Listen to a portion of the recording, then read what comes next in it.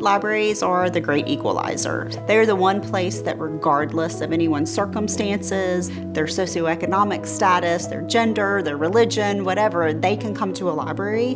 They can find themselves in that library. They can find information. They can find resources to better themselves. For me, libraries are, they're that basis of democracy for a society. I really just fell into librarianship. I learned about what a public librarian does. And it's not just about books anymore, it's about being a community connector and being of service and being an advocate. I didn't see a lot of myself in media or books or in school.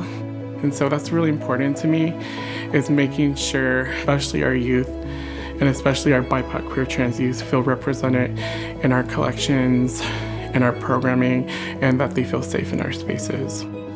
Librarians make a lot possible for queer youth. Queer youth in every corner of the world are still neglected, kicked out, abused. I think one of the most dangerous ideas for humans is this idea of isolation. We're not alone. Those kids aren't alone. So welcoming them into the library is just an obligation, I think.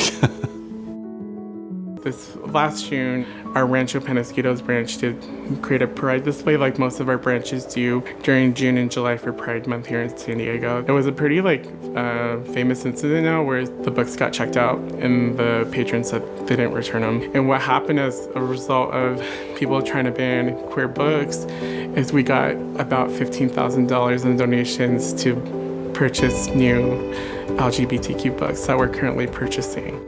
When people ask, what can I do to support the library? What can I do to support my community and book bans? What can I do to fight back against this? The number one thing I say is pay attention. Pay attention. It's pay attention to who's running for school board. Pay attention to who's running for county, for town councils, because that's where it starts.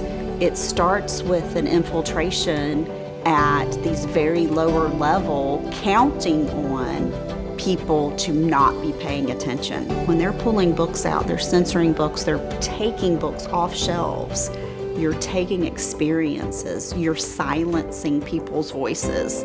And you're not just silencing the voice of the author that wrote that book, but you're silencing the voice of everyone who sees themselves in that book. And that's what I think people need to understand. We strongly believe in intellectual freedom and access. That does include queer and trans stories. Having queer collections is so important. We're very lucky that our library administration is very supportive of highlighting queer stories and having queer programs for our queer San Diego residents.